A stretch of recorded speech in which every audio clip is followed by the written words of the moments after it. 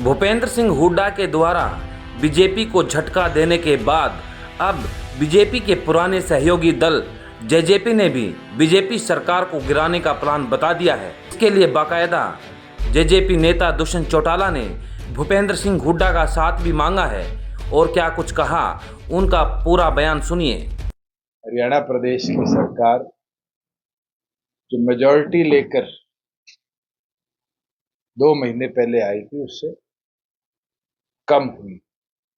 नैतिकता के आधार पर मुख्यमंत्री को या तो अपना बहुमत पेश करना चाहिए या इस्तीफा देना चाहिए। और वहीं दूसरी ओर पर हम आग्रह भी करेंगे और लिखित में भी महामहिम से आग्रह करेंगे कि इस गवर्नमेंट को दोबारा, क्योंकि 3 विधायकों ने लिखित तौर पर अपना इस्तीफा राज्यपाल को भेजा है, राज्यपाल भी सरकार को मेजॉरिटी प्रूव करने की डायरेक्शन दे, क्योंकि आज 2 विधायकों ने विधानसभा की मेंबरशिप से इस्तीफा दिया है।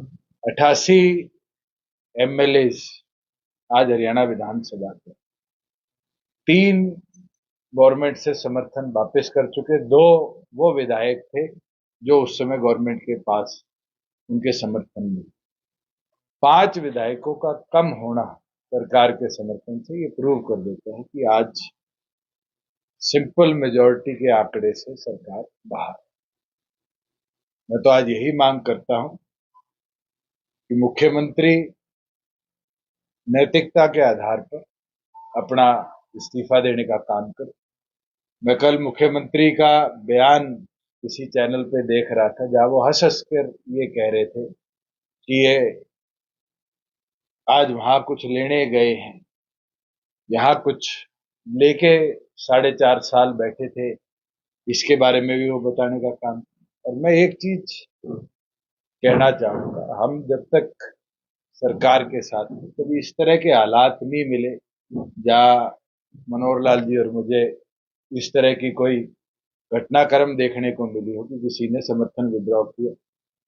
आज उन लोगों का कांग्रेस के साथ जाना ये दिखता है कि भारतीय जनता पार्टी किस तरीके से कमजोर हुई है। जो 11 कमल खिलाने की बात करते हैं वो आज कितने कमजोर।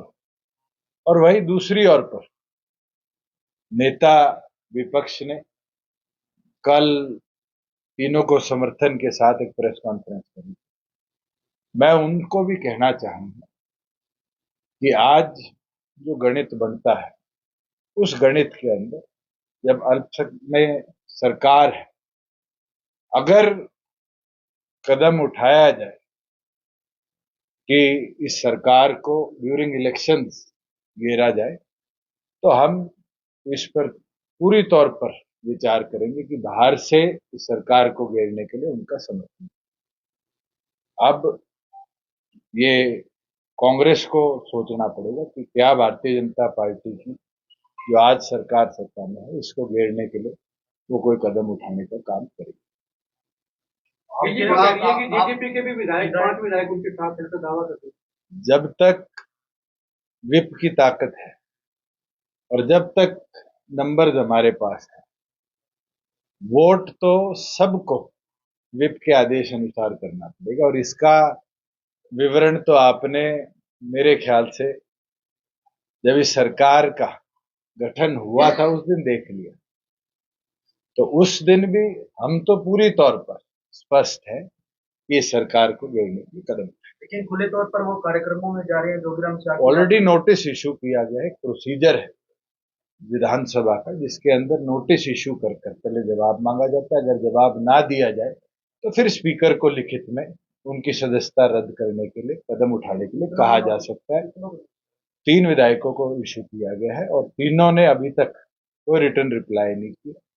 उनकी विजुअल्स भी हैं, उनकी पिक्चर्स भी हैं, उनके पोस्टर्स भी हैं और जो उचित कार्रवाई जननायक जनता पार्टी ने करनी है आने वाले दिनों में बिफोर पोलिंग हम अपनी ओर से करेंगे। ऐसा कोई अंदेशा है कि कोई डिफेक्शन हो सकता है बीजेपी?